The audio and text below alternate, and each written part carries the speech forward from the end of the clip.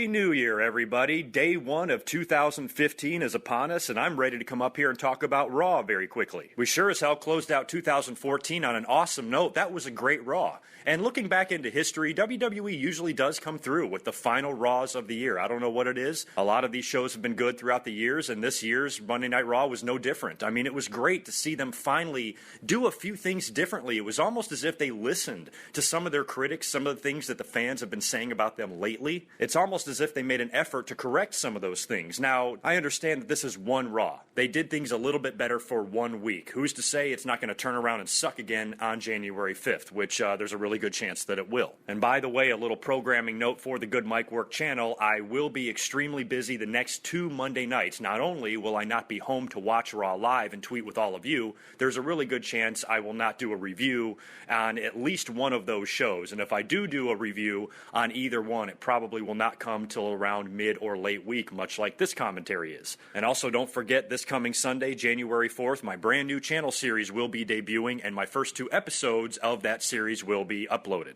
Now let's get into Raw, because I want to make this brief. This is kind of just like a holiday treat for you guys. I got tons of messages on Facebook and Twitter. GoodMicWork, what do you think about the Authority coming back? We need your opinions. We need to know what you think. Well, I actually didn't want to do a review before New Year's Day because I did my year-end video, and I remember last year I did a year-end video as well, and I ended up coming up on the last day of the year to talk about a big Raw angle. I think that was when Daniel Bryan turned heel and joined the Wyatt family. But this year I wanted to hold true. I wanted my year-end video to actually be the year-end video. So I said, what the hell, I'll come up and do a Raw review on Thursday, January 1st. So Happy New Year to all of you. Now, as it pertains to Raw, I'm not going to get into a detailed review because the show is a couple of days old, but I want to mention a few of the things that I really enjoyed and was really refreshing to see on the show. Number one is, since we're back to the era, I guess, of having guest hosts for Raw, finally they bring in some guest hosts and include them in major angles. Edge and Christian hosted Raw, which was awesome. Those guys are legends, and apparently Christian is officially retired now. I don't remember any official announcement coming out about that, but on Raw they were mentioning it. Jerry Lawler and Cole and JBL mentioned it a few times, and I guess the concussions have caught up with him and he will not be returning to the ring, which is fine. I wish he would have gotten a little bit more of a send-off or a final match or something like that, but,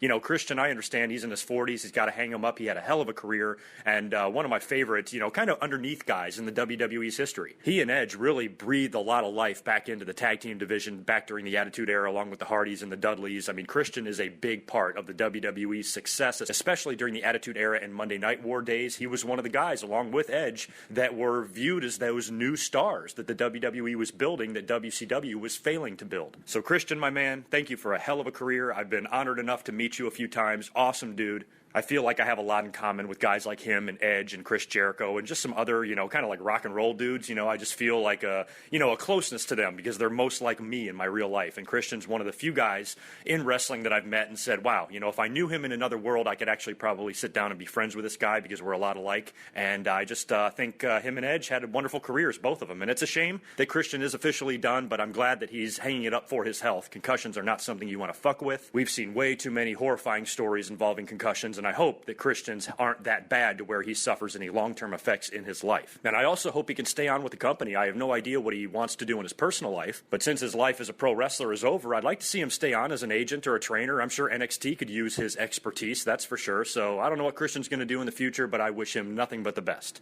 But back to him and Edge hosting Raw. Now, what I thought was going to happen is what we usually see with the Raw guest hosts. They just come in, give the fans a thrill. Edge and Christian were former Attitude Era guys. I thought they were going to come out, tell a few of their 15-year-old jokes, do their Edge and Christian shtick, and give the fans a smile with little to a moderate reaction, and that's it. I had no idea that they were going to include these guys heavily on the show and involve them in a major angle in the main event. Now, that's awesome. If you're going to bring in guest hosts, this is the way you use them. So that right there was just a huge delight for me. Even when they opened the show, Brock Lesnar and Paul Heyman interrupt them, and you're like, holy shit, here are these two broken down retired wrestlers, and this badass beast is coming out there and interrupting them. Now, that was just a way to set up John Cena, of course, coming out, and the two of them having a stare down. And I think John Cena, what does he do? Sucker in Paul Heyman or grab grabs a hold of him to sucker in Brock, tries to pick him up for the AA. Brock gets out of it, runs out of the ring, and kind of retreats. And I'll give a few opinions on what I think might happen at the Royal Rumble between John Cena and Brock Lesnar in a little bit, but that opening segment was like, wow, anytime Brock Lesnar's music hits these days, especially when there's somebody in the ring that you know he can kill, it just kind of gets your heart racing a little bit.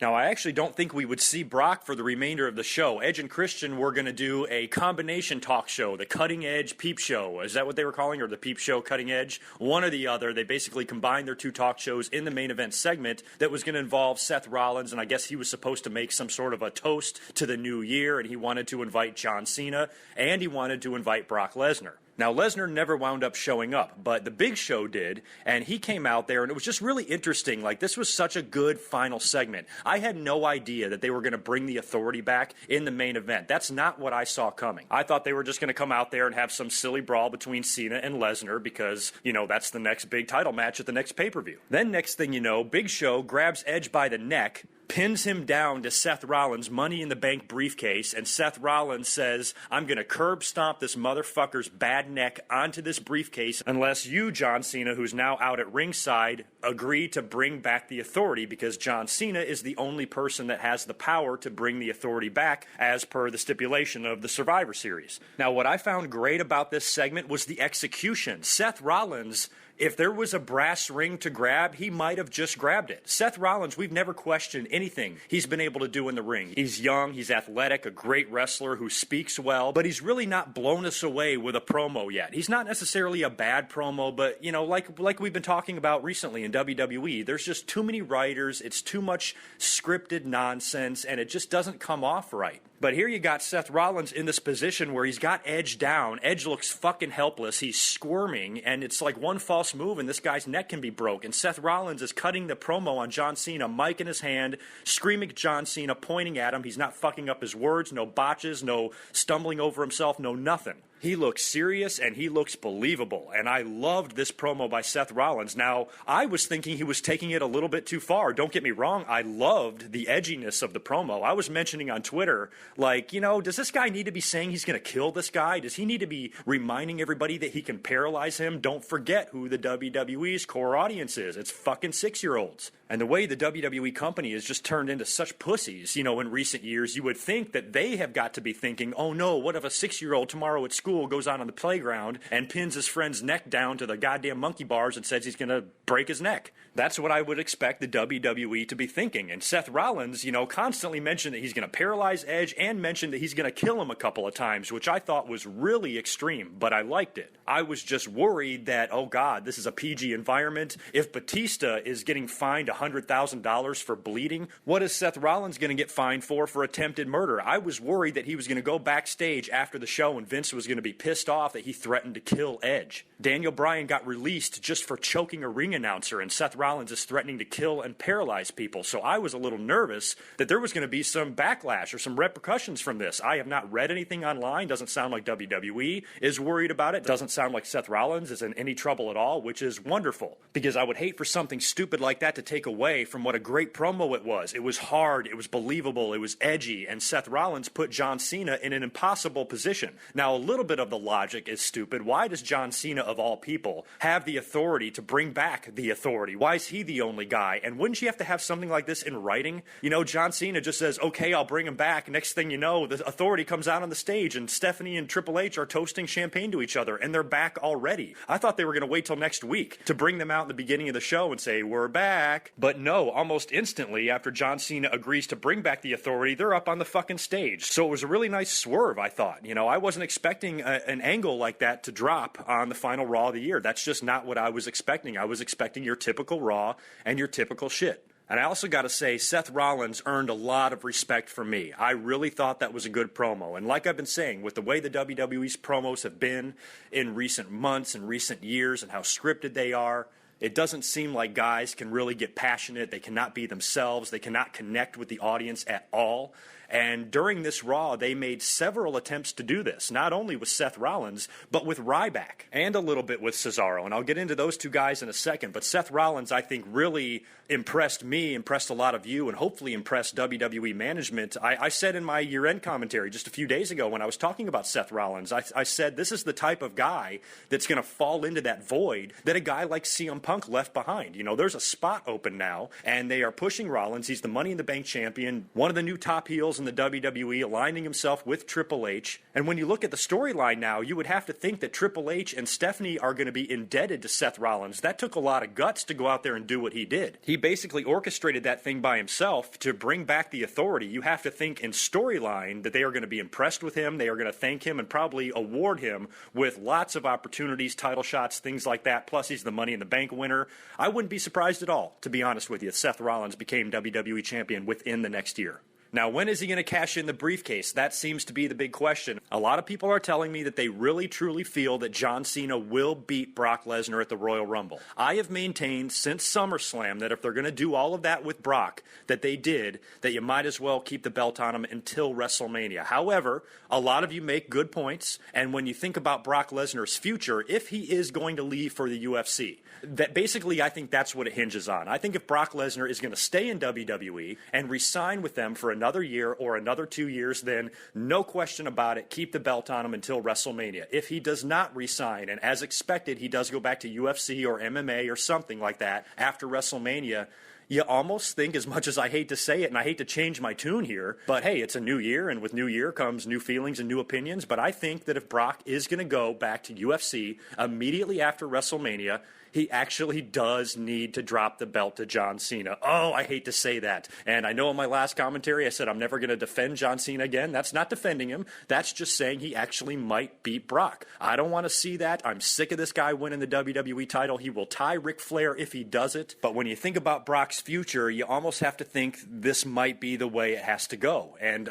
it just sucks, you know. But, you know, Brock beat the crap out of Cena at SummerSlam. Complete squash match. Then you fast forward the next month, the rematch, Night of Champions. John Cena had him beat, and he got screwed over, and now they're billing this match as the final Brock Lesnar-John Cena match ever. So this is going to be the final confrontation. It's going to be the fourth match between the two of them since Brock Lesnar returned in 2012. That's a lot of fucking matches. I just wish we didn't have to have it. But when you look ahead to WrestleMania and what they need for the main event, and still with the, I guess the plan is to have Roman Reigns be the guy, at least most likely, you got to think who's he going to get in the ring with. Now, Brock Lesnar and Roman Reigns, I think, could be a good match. I think could be a great match, and Roman Reigns, if they really want to launch him, he would be the guy to finally dethrone the mighty Brock Lesnar, who's been tearing through everybody for the previous year. To me, that's the way to go. But if Brock Lesnar is going to be leaving, and of course, you got to think about what goes on at WrestleMania. Fucking countless amounts of publicity and appearances and shit like that, and Brock Lesnar is really not a media guy.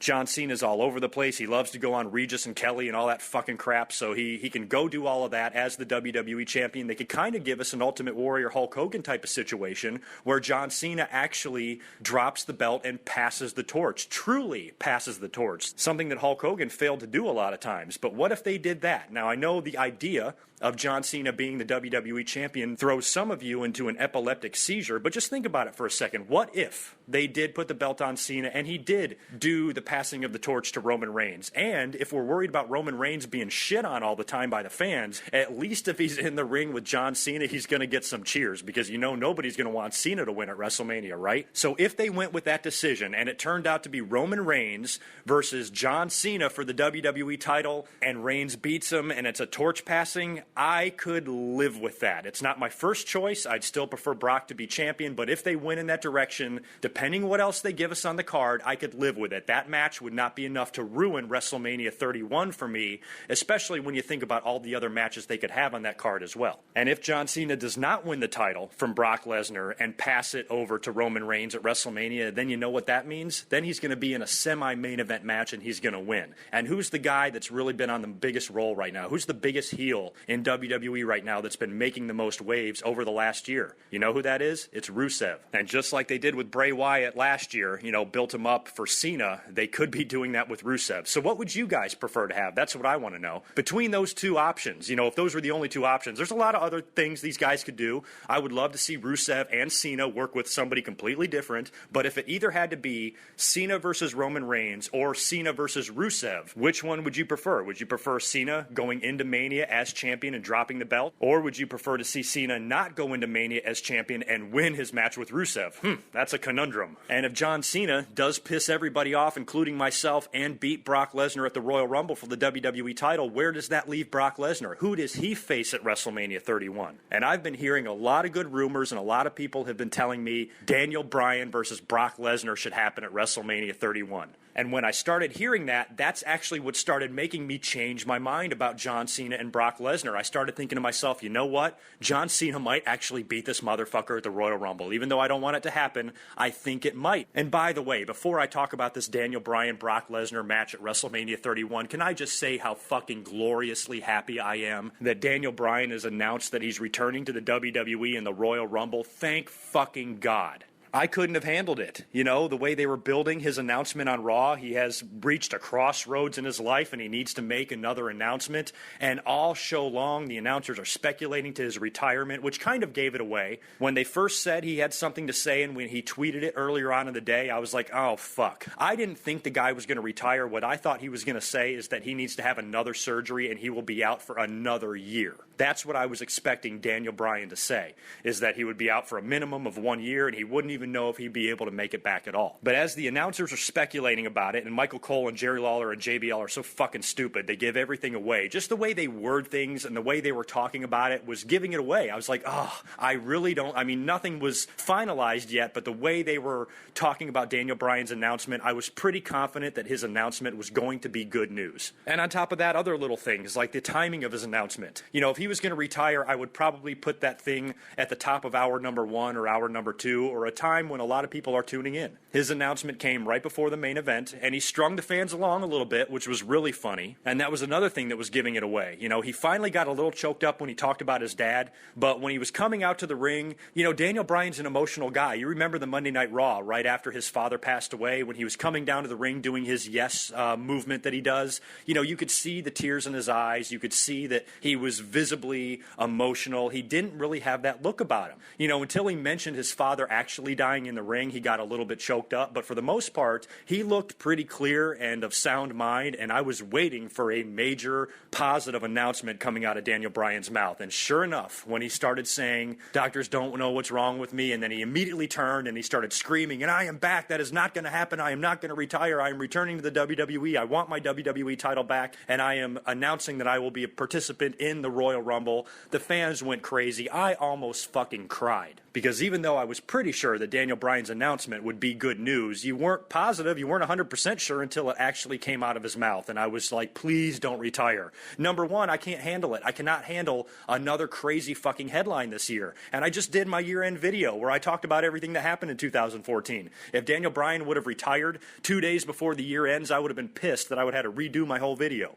I'm hoping that he actually is 100% and the doctors say, you're good to go. I hope this is not some big risk. I think that's the way they're going to play it off on storyline, because almost immediately JBL on commentary was saying, you just have to wonder if this is the right decision for Daniel Bryan. So they're going to make it seem like this guy is broken down. I guess everybody's going to target his neck, and they're going to talk about him potentially being injured, in his return to the WWE, and he's taking a big risk and putting his life and career on the line by coming back to the WWE, and that is what could be the perfect setup for the Brock Lesnar-Daniel Bryan match at WrestleMania 31. Another reason why I like this idea is because think about it. If Brock Lesnar is going to go back to UFC, you got to think from the WWE's point of view. Okay, he's going to leave us. He's going to go take more money. We're already offering this guy millions of dollars to sit on his ass and bang Sable and work 4 times a year. He's going to leave us. He's going to leave this cushy job to go work for UFC for even more money. So before he goes there, let's have a midget beat him. I mean, how funny is that? Daniel Bryan, don't get me wrong, he's a great wrestler, legitimate guy, can definitely work. work, but he's half the size of Brock Lesnar. He's less than half the size of Brock Lesnar. So if Brock Lesnar has to go out on the big stage at WrestleMania just a few days before he re-signs and goes back to UFC, he's going to have to get beat by a guy that's the size of his leg. And I think that would be WWE's nice little way of just sticking it to Brock Lesnar on his way out the door. It's the closest thing they can do, to having a guy job out before he goes to the competition. Let's have him job out to a tiny guy. I don't know. To me, it's just something that I can easily see the WWE doing. It's how they work. It's how they think. It's how they operate. So we've got a lot of speculating to do this year. And don't forget, I haven't even mentioned the Royal Rumble. Here I am talking about Daniel Bryan and Brock Lesnar. Daniel Bryan is in the Royal Rumble. Roman Reigns is the guy that all of the fans were expecting to win the Royal Rumble, and now Daniel Bryan is in it. But if he is in the Royal Rumble, you would have to think that the fans are going to insist that the WWE make up for last year. We can never forget what they did last year at the Royal Rumble and how they fucked us all over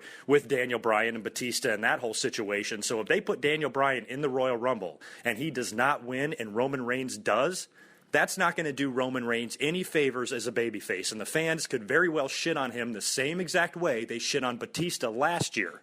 You would think the WWE would learn from their mistakes. But now that Daniel Bryan is in the Royal Rumble, you would have to think that he might be the odds-on favorite to win it, and he might actually get a title shot at WrestleMania. And then you have the three-way possibilities that you have to think about. I mean, they went with a triple threat match last year at WrestleMania 30. Who's to say they won't do one at WrestleMania 31? Maybe it's Cena, Reigns, Bryan, or maybe it's Roman Reigns, Brock Lesnar, Daniel Bryan, or something like that. Maybe Daniel Bryan beats two more giants just the way he did last year when he beat Batista and Randy Orton. Maybe he goes in there and beats Roman Reigns and Brock Lesnar and wins the title again. I highly doubt that, but it could happen. So WrestleMania is going to be interesting because you think about all the different possibilities we have for matches, and I haven't even talked about Triple H and Sting and all that shit. So there's lots of other things we can think about here, but as far as the main event goes, now that Daniel Bryan has announced that he's back in the WWE, you have to consider him, as somebody the WWE goes back to. I don't know how they feel about it. Maybe they're too nervous. Wow, we gave you this big moment at WrestleMania 30 and you weren't able to defend your title. We don't want to do that again. So maybe having him in a semi-main event match with Brock Lesnar, would be a better option for Daniel Bryan, and Cena and Roman Reigns can have the main event.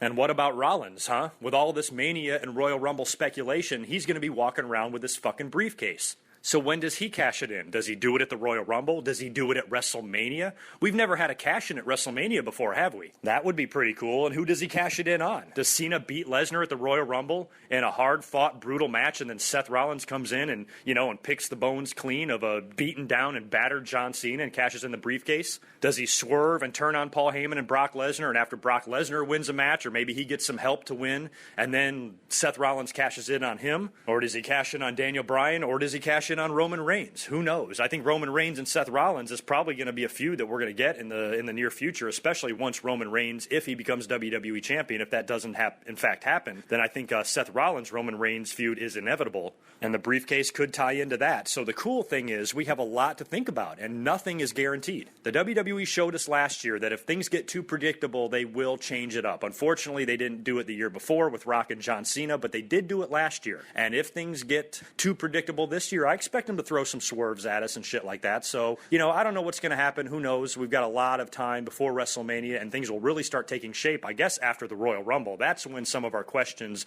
will be answered. But the Royal Rumble now, with Daniel Bryan returning, has become highly interesting because if you watch the way WWE has been pushing Roman Reigns and their plans for him that we've been reading about online, not to mention Brock Lesnar's WWE contract status and John Cena and all of this, there's a lot of things that we don't know about and should be exciting to watch in the next few weeks. Now let's turn our attention back to Raw for just a second because there's a couple other things I want to talk about. I mentioned Ryback earlier on. What I liked about the Ryback promo, it's something that I didn't see coming either. I'm like, wait a minute, he's talking like an actual human being. What the fuck is going on here? And I think somebody on Twitter said, oh no, he talked about this on Jericho's podcast or whatever. I'm like, no, I'm not questioning what he's saying. That has nothing to do with it. I don't care what he said on Jericho's podcast, which I am yet to listen to, by the way. A lot of you said it was a really good interview, so I will check it out. But to me, that had nothing to do with what his promo was about. He was just getting on the mic after just being this fucking gorilla, feed me more, with this generic character, this generic theme music, and this generic catchphrase. Now he's actually coming out there and talking like a person,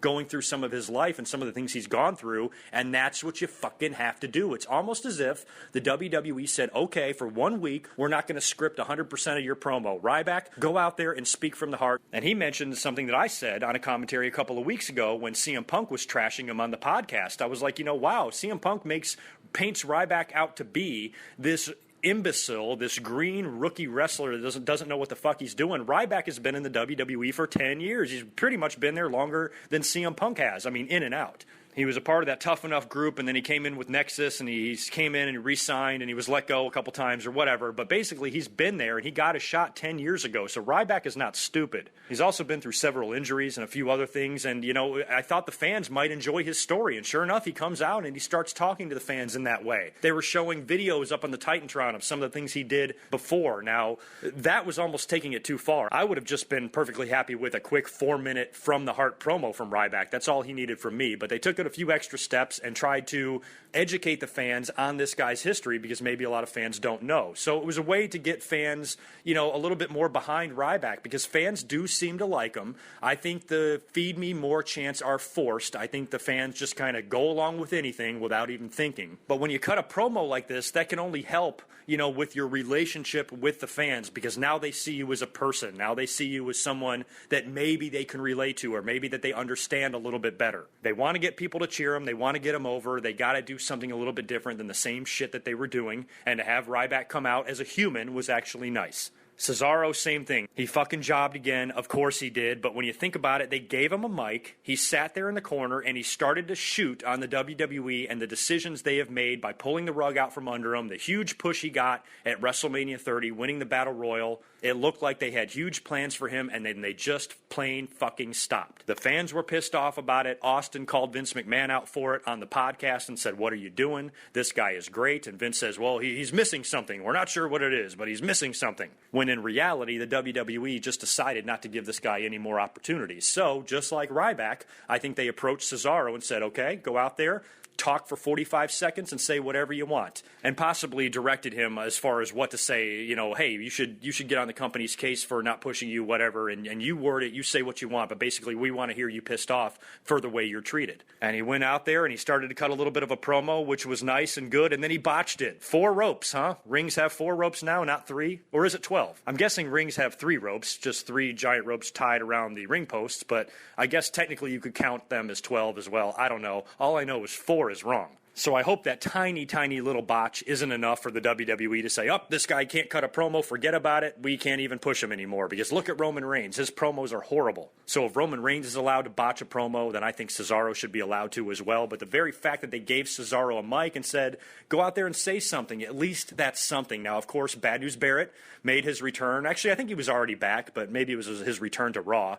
And he beat Cesaro rather handily, which sucks to see, but at least it's something. At least it could be the beginning, of something more with Cesaro. We saw what they did with Damian Sandow. He had to lose and look like a fucking chump every week until he slowly started getting back. And now he's involved in the silly-ass gimmick with The Miz, and the fans love him again. So maybe this is just the beginning for Cesaro. Maybe he cuts a promo next week on Raw. Another 30-second promo, then another one. And hopefully it's not dropped. Because wasn't The Miz coming out at one time, and it looked like he was going to do the same thing? He came out to the announce table once or twice during some shows and started voicing his disapproval for management and things like that, and they completely dropped the whole thing. So hopefully they don't drop this with Cesaro, and WWE is realizing that the fans want to see him, and if they put a mic in his hand every now and then, and they can watch the fans' reaction to him. So hopefully, with what they did with Ryback and what they did with Cesaro is a sign of things to come, and maybe the WWE can get away from some of this, overly scripted shit that they're doing and give these guys a chance to grab this brass ring that they won't shut the fuck up about. So I'm not going to get too pissed off about Cesaro and the way he lost on Raw right now, because I want to wait and see if they do any more with it.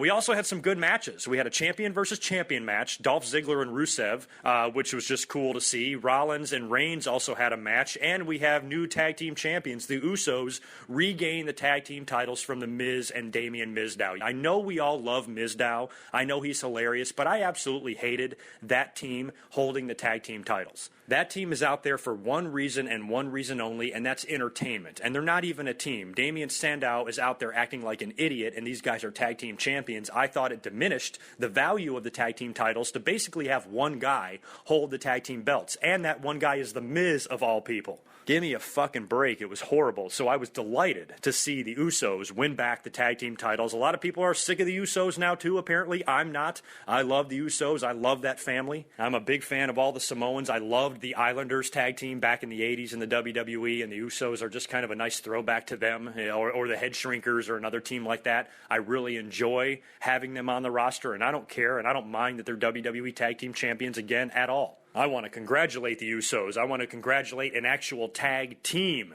TEAM, winning the tag team titles. That's the way it should be. Miz and Mizdow, yes, they're hilarious, but they had no business holding the titles. And they had a rough night because later on, Edge and Christian send them out again to wrestle again, and they have to face the Ascension, who they've done some vignettes for, hyping up their debut in the company. They finally come out and make quick work of the Miz and Mizdow. I don't know if I really like the Ascension as much as I'm supposed to. A lot of people had a lot of great things to say about them in NXT. I thought they were a good tag team in NXT. I saw a few of their matches. I don't know how this gimmick is going to translate over onto the main roster on Monday Night Raw and pay-per-views. I'm worried that these guys are going to not be nearly as over as they were in NXT, which is the case with a lot of NXT guys once they come up. There's some good wrestling down there, and when these guys come up to the main roster, it's not the same. So they're only a week in. I'm not going to completely bury the Ascension just yet, but I don't know. Something's not there for me. I'm not sure if this team's going to be able to get over, but at least it's another team, and that's what we need, because the tag team division, although has been better in recent years, you're starting to get the same three tag teams again. It's the Rhodes brothers, it's the Usos, and fucking Matadors. Who else is there? Not really anybody else. With Rowan and Harper also being separated now, you need some teams. So bringing the Ascension up to the main roster was not a bad idea at all. You definitely need some teams, and I'm happy about that. But again, they're just going to fall into that mix of the four tag teams in the tag team division, and we're going to see them every fucking week, and fans might get sick of them. But anyway, I've talked way too long. I only wanted this to be a 15 or 20-minute video, and of course it went over just like all of my videos do. But I want to wish everybody out there a Happy New Year. I hope you're kicking back and relaxing today, watching a little football, enjoying some family time. I hope you had a safe New Year's Eve last night, and I hope everybody survived. Again, remember to check out my channel this coming Sunday. First 2 episodes of my new channel series will be debuting, and then the next couple weeks, Monday Night Raws are up in the air. I'm not sure when I'm going to get up to do reviews on those. All I know is I will be up at some point, one week or the other, and I will also be picking back up the pay-per-view and DVD reviews, as well as my Q&As in January and February as well. So a lot of good shit heading towards you on the Good Mic Work channel. I will talk to you all very soon. Until then, peace.